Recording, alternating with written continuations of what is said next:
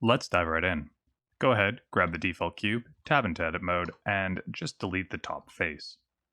From here, we're going to select the whole cube, scale in the Y direction by 0.2, and scale in the X direction by 2.5.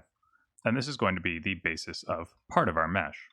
I'm going to then Control R and add a good number of loop cuts until I have roughly squares in all areas. So one loop cut there, and a few on this side until I have something like this. Now, this isn't actually enough geometry for what I want, so I'm going to hit 1 for vertex selection, A to select everything, right-click, and subdivide at least twice. Once that's done, I'm going to come to the modifier properties, add in a displacement modifier, and very importantly here, I'm not going to add any texture, I'm just going to apply this right away. Now we have this sort of lobe thing, and you can see this is actually a bit wider than I want, so I'm going to hit SY and scale it in until just about here. And with this in hand, what we can now do is tab back into edit mode, just add a few more loop cuts on these areas that the displacement stretched out, and make sure you do that on all sides. So over here, over here, over here, and over here. And you may or may not notice that these are not super precise. It doesn't particularly matter. What we're going to essentially do is we're going to create one unit of the ER, and then we're going to replicate that. So I'm going to simply grab a selection out of this face here, something like this. And if you want more variety, you'll have to make more of these base units, but we're going to start with one. So here, and then I'll hit Control and click the next place. I'll hit 1 for a front view so I can kind of see where I'm going, and then I'll just try and line this up, and holding down Control, select here, just about there, and here. And I like to do this because it lets me block it off, so now I can just drag and select over this box and have all of these faces. I'm going to then extrude these out just a tiny bit, roughly the same size as all the other boxes, and then I'll hit Shift R a few times and that will continue that selection. This last face I want to be perfectly flat, so I'll hit S, Y, and 0, and that will stretch all of these so that they line up nicely. These bottom faces are not going to be too much of a problem, and we won't really see them. Next, I want to delete all of these top faces, so again, just Control, holding down and selecting this box, then 7 for top view, drag a box over the remaining faces, X, and delete those faces. I also want to delete these front faces, and I'm going to do that by, again, the same thing, dragging my box out over here, here, here, in front view, and then deleting those faces. Now, this is a little trick that I'm going to use to extend this onto the other side and then manipulate it a little bit. I'm going to mirror this object across this point. To do that, I'm simply going to hit 1 for vertex selection, select any vert down here, Shift S, and then I'm going to choose cursor to selected. From there, I'm going to tab into object mode, Shift A, and add a empty plain axes. Then I will simply go to the modifier properties for this object, which I'm going to call lobe. And we will add a mirror modifier in the Y direction, and for the object we're going to choose this. And we're going to enable merge, and that should be just fine. We're going to Control A and apply that mirror. From here, what we're going to do is tab into edit mode, A to select everything, and M and merge by distance just to make sure we have no extra verts right there. Then we'll hit 7 for top view, and I don't want these lobes to be exactly the same. I want this one to be a little bit shorter. And so the way I'm going to do that is I'm just going to drag a box over all of these, but first I have to be in wireframe. So in wireframe mode, drag a box, hit H to hide those, just so they won't get in the way of our selection. And then 1 for front view, and I'm going to choose an arbitrary length of this to cut out. So something like this will be fine. Again, make sure you're in wireframe so it cuts all the way through, hit X and delete those verts. Coming back into front view, I'm going to grab this entire half, G, X, and move it over until it's roughly in the right place, and I'm going to zoom in just to make sure it's really where I want it to be. Overlapping these verts as closely as possible, just about there is fine. From here, I'm going to zoom out, drag a box over all of those intersecting verts in wireframe, so I connect all of them. You'll see that I have exactly 228 right now, and then I'm going to hit M, merge by distance, and you see right now it's 0 verts, but if I come over to this little box here, I can increase this number, and what I'm looking for is exactly that number, 114, or whatever number you have, depending on how you subdivided. You just want to divide in half, meaning these two parts are now linked. Once that's done, Alt-A to deselect everything, Alt-H to unhide everything, and now we have our basic lobe. Now, what we're doing with this lobe is essentially we're going to set it up for use very, very briefly in sculpting, and we're going to do that with Metaballs. We'll also hide this empty. The way we're going to do that is Shift-A, add in a metaball, and I'm just going to move it over here. This brings up a good point. You can see our origin for the world right now is over there. We actually want to move it back to the center, so Shift S and 1, and that will move it back to the world origin. We also want the origin for this object to be roughly in the middle, so right-click in object mode, set origin, origin to geometry. You can now see it's roughly thereabouts. Now, for the metaball, the goal here is to have as little resolution as required, just because it's going to be computationally taxing. It may actually slow this recording, I'm not sure. And so the way that we're going to do that is we're going to come to the Metaball object data properties, and we're going to start with a viewport resolution of 0.1. We're then going to scale this down by about 0.5, just because I'm pretty sure that's going to work. Come to the particle properties, add in a new particle system, and it's going to be a hair particle system.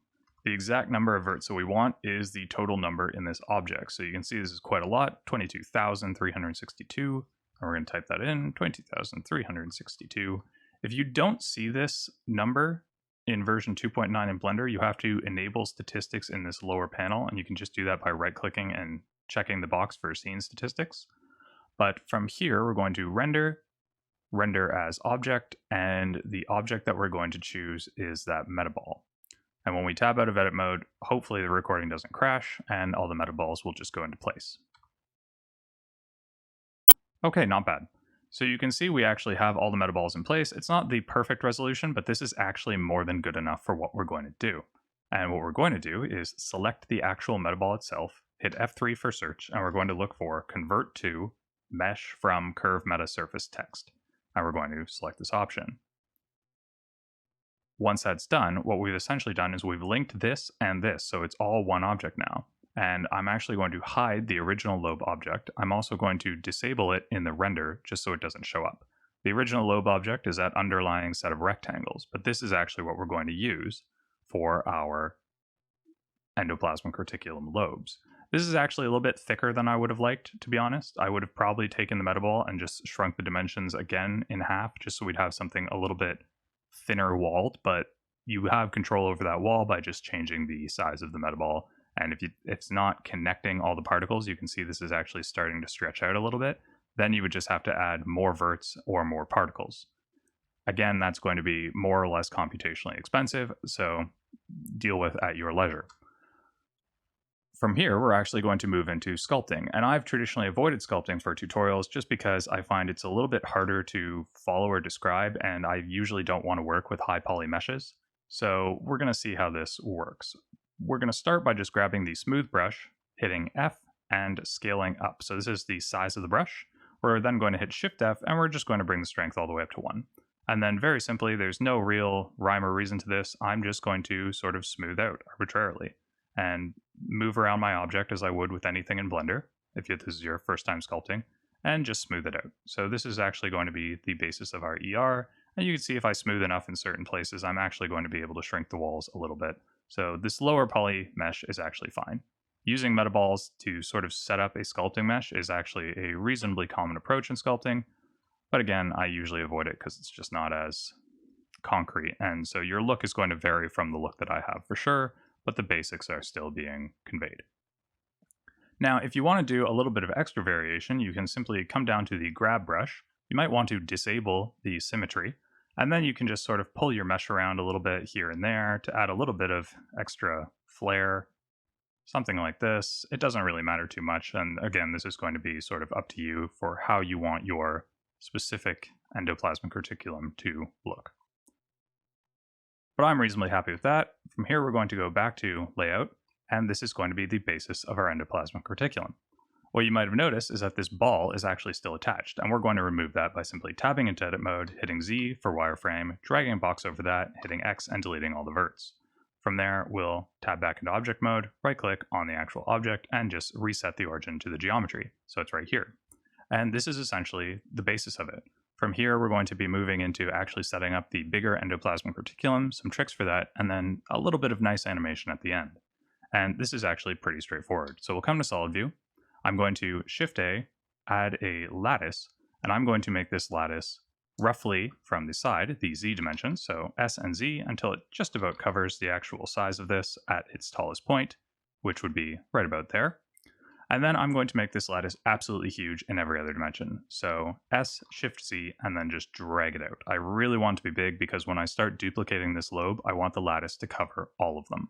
I'll come to the object data properties for the lattice, scale the U resolution quite significantly, scale the V resolution quite significantly. Roughly a grid will be fine, so we'll do 50 by 50, why not? And this is going to be the basis rather, of how we bend this whole object. So Alt-A to deselect everything, Shift-A to add in a plane axis empty, and this is the one we want, so we're going to call this lattice empty, just so it's clear. And what we're now going to do is grab that lattice empty, hit R, X, and 90 for 90 degrees. Then we'll grab our lattice, come to the modifier properties, add a simple deform, bend. For the origin, we're going to choose the lattice empty, and then for the axes, we're going to choose Y. You can see this is now bending out like this, and I'm going to make this bend a lot stronger. Something more like 111 degrees seems fine. From here, I will grab my metaball, and I'm actually going to relabel this ER lobe. And now I'm simply going to rotate this 90 degrees in the Z direction. I'll add a modifier, namely a lattice modifier, and for the lattice, I'm going to choose the lattice we created. And now you can see that this is actually bending a little bit. If I move this throughout anywhere in the lattice, so I have this moving in only the X and Y plane, you can see it's actually just going to move there, and it's going to bend appropriately. And one of the nice things here is that I can control the strength, so I can make it either unbent completely or completely bent.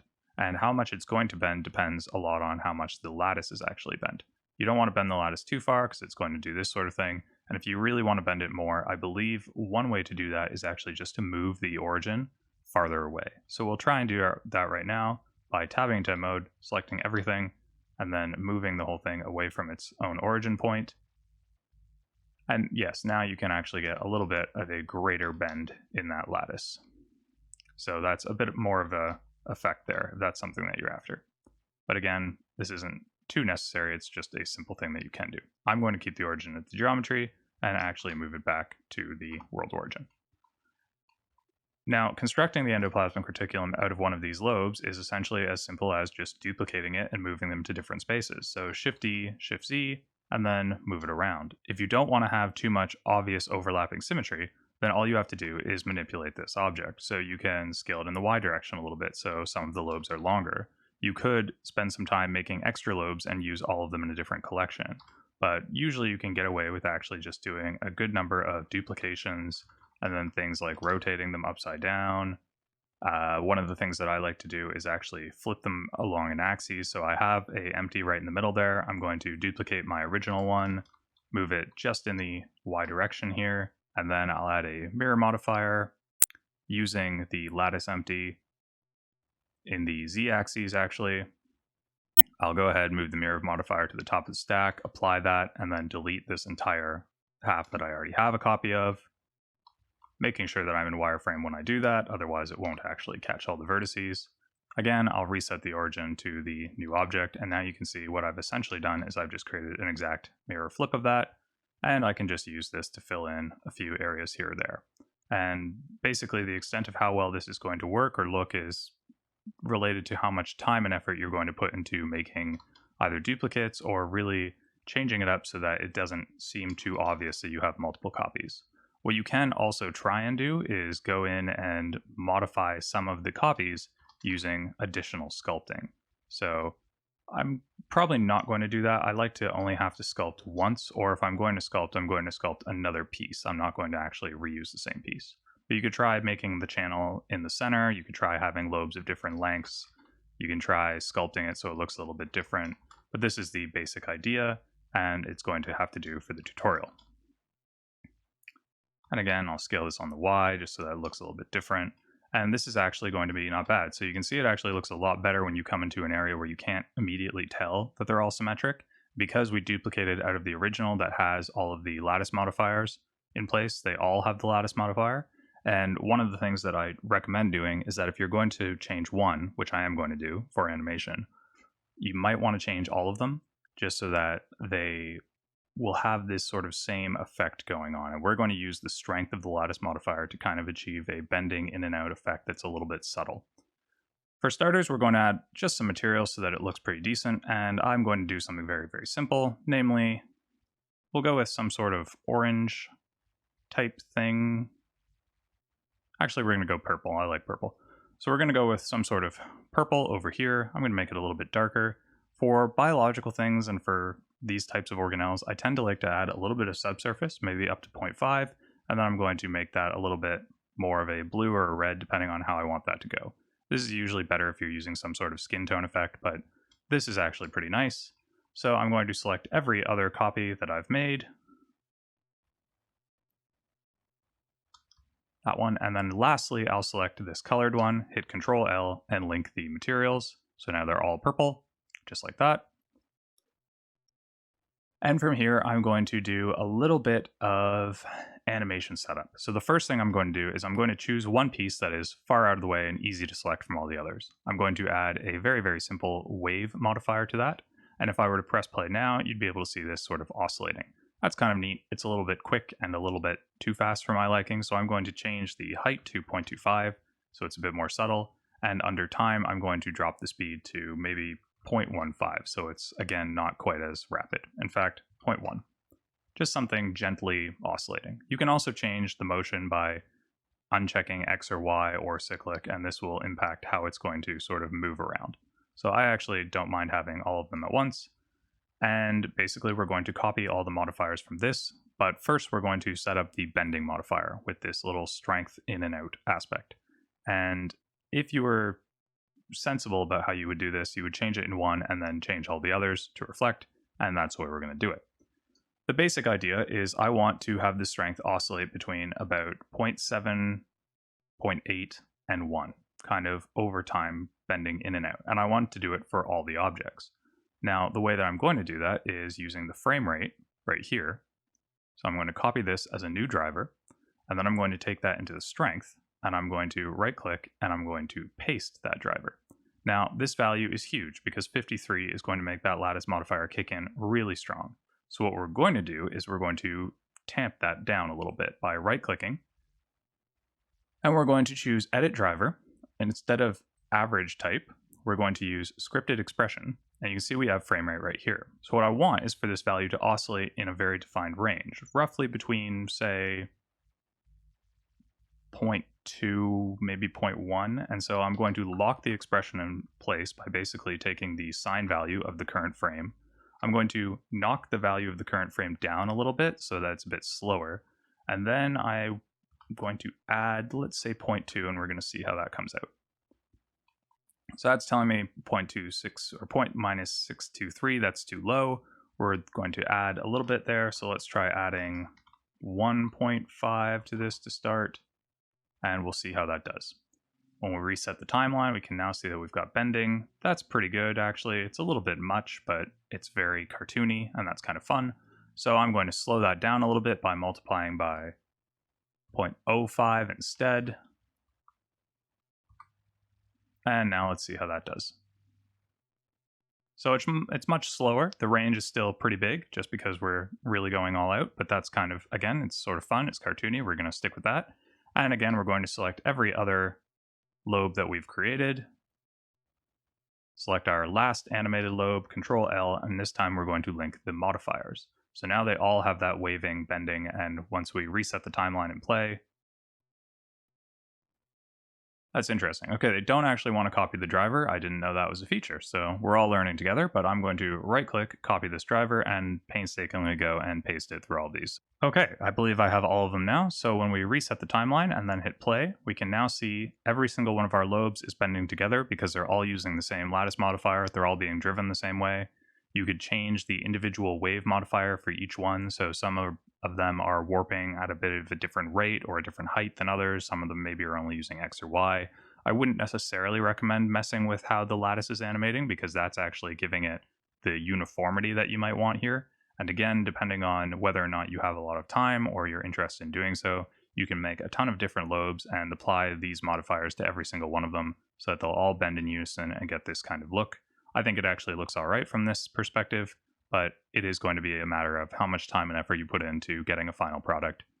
In any case, this is essentially how you do all the basics from modeling, particle systems, sculpting, a little bit of animating, and material setup, and this will give you the endoplasmic reticulum. So, as always, thanks for coming out. If you found this useful, consider subscribing, sharing with your friends and colleagues, and until next time, you have yourselves a great old day.